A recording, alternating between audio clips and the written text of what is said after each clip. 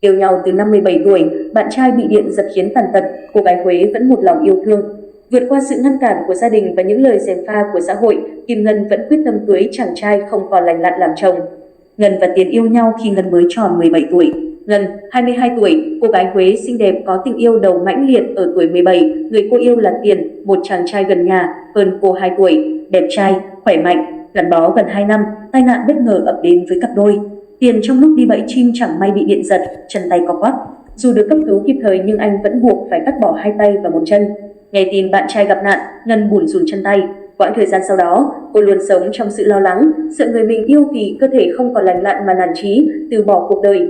Suốt 1 năm Tiền nằm viện, Ngân vừa đi làm, vừa vào viện chăm anh, luôn ở bên động viên, khích lệ anh điều trị. Hồi đó mới 19 tuổi, mình không suy nghĩ nhiều, chỉ sống theo cảm xúc. Mình thương anh Tiền, muốn ở bên chăm sóc cho anh, Ngân nói. Bố mẹ Ngân từng rất quý mến Tiền nhưng khi tai nạn xảy đến, họ vẫn ngăn cản mối duyên này vì sợ con gái khổ. Ngân hiểu, bố mẹ vì thương cô mới cấm đoán cô yêu anh nhưng trong lòng vẫn chỉ đau đáu một điều, không thể từ bỏ người đàn ông này. Bất chấp việc Tiền gặp tai nạn cụt 2 tay, 1 chân, Ngân vẫn ở bên anh. Sau khi hồi phục, Tiền cắt đứt liên lạc với Ngân một thời gian để bình tâm suy nghĩ lại. Anh sợ bản thân trở thành gánh nặng cho người con gái anh yêu. Ngân không từ bỏ, chủ động liên lạc với Tiền, cho Tiền niềm tin vào một cuộc hôn nhân tốt đẹp. Mọi quyết định lúc đó chỉ vì cảm xúc yêu đương chân thành, không vì một điều gì khác, Ngân nói. Năm 2022, khi Ngân tròn 20 tuổi, cặp đôi chính thức về chung một nhà.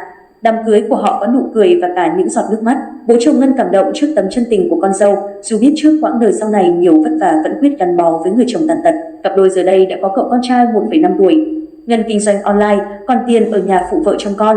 Gần 3 năm qua, Ngân là người vợ tần tảo, chăm chồng, nuôi con.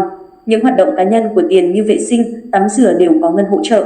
Ngân nói, cuộc hôn nhân của mình có đủ cung bậc cảm xúc, hạnh phúc, tủi thân, vui vẻ, buồn bã.